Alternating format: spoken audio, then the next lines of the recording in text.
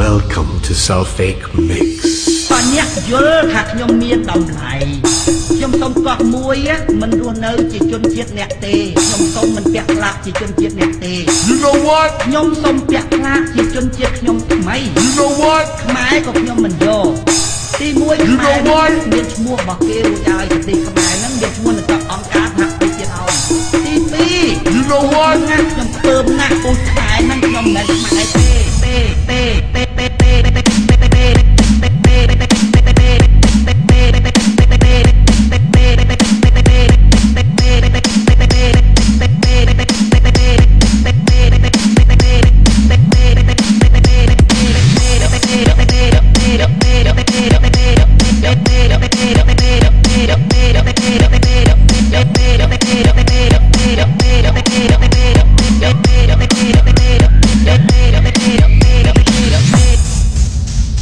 ប្រទេសខ្ញុំថ្មីខ្ញុំយកទាំងចាស់ទាំងក្មេងទៅទាំងអស់ប្រទេសខ្ញុំថ្មីគឺប្រទេសសម្ព័ន្ធ